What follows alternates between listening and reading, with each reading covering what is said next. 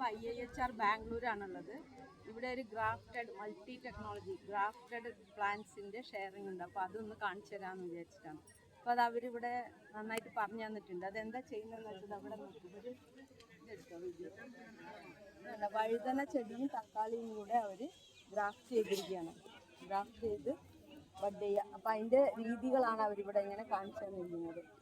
ഈ side ടാപ്പറായി cut ചെയ്ത തക്കാളി ചെടി ഏകദേശം ഒരു 30 ദിവസം പ്രായമായ തക്കാളി ചെടിയും 45 ദിവസം പ്രായമായ വഴുതന ചെടിയും കൂടിയാണ് ഗ്രാഫ്റ്റ് ചെയ്യുന്നത്. അപ്പോൾ അത് രണ്ടും കൂടെ ഗ്രാഫ്റ്റ് ചെയ്ത് ഒരു ക്ലിപ്പ് ഇട്ട് ഇങ്ങനെ മുറുക്കി വെച്ച് ഏകദേശം പിന്നീട് ഒരു 15 ദിവസം കഴിയുമ്പോഴേക്കും ഇത് കറക്റ്റാവും. ആ സമയത്ത് ആ ക്ലിപ്പ് റിമൂവ് ചെയ്ത് സെറ്റാക്കി വയ്ക്കുക. ഇത് വലിയ പ്ലാന്റുകളിൽ നമുക്ക് ചെയ്യാൻ പറ്റും. അപ്പോൾ ഇത് ടെക്നോളജി കൊണ്ടുവന്നത് ഡയറക്റ്റായിട്ട് ഇത് അവിടെ വെച്ചിട്ടുണ്ട്. അതിൽ കാണാം.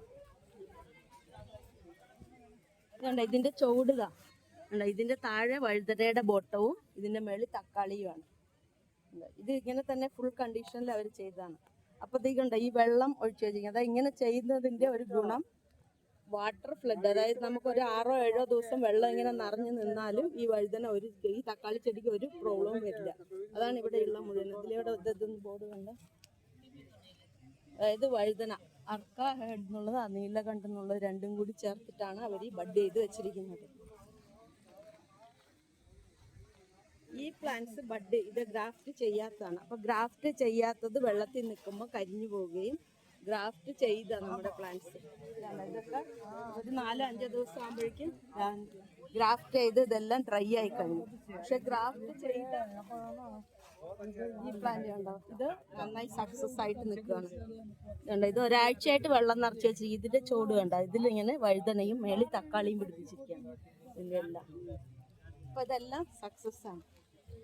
ഈ brinjal plant, brinjal plant and tomato mixing yes. These people are the experts. They mixing are ಎಷ್ಟು ದಿವಸ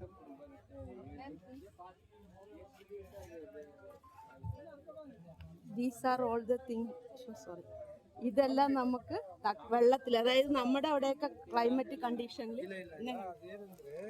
കണ്ടീഷനിൽ നമുക്ക് പെട്ടെന്ന് വെള്ളം കയറി മുങ്ങിപ്പോകും. അപ്പൊ ആ ഒരു സ്റ്റേജിൽ നമ്മുടെ ഒരു കൃഷി നശിക്കാതിരിക്കാനുള്ള പുതിയ വെറൈറ്റിയാണ് ഇവിടെ കണ്ടുപിടിച്ചിരിക്കുന്നത്.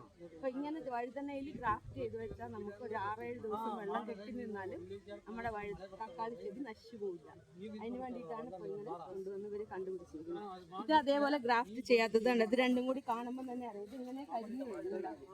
ഇതിനൊരു വാട്ടം ഉണ്ടെങ്കിലും വെള്ളത്തിൽ നിന്ന് മാറ്റി കഴിഞ്ഞാൽ ഇത് പിന്നെയും പഴയ പോലെ തന്നെയാവും. അതാണ് ഇതിൻ്റെ ഗുണം. അപ്പോൾ തക്കാളിയും വഴുതനയും കൂടെ ഗ്രാഫ്റ്റ് ചെയ്താണ് നമുക്കിവിടെ കാണാൻ പറ്റുന്നത്. മനസ്സിലായോ? അപ്പോൾ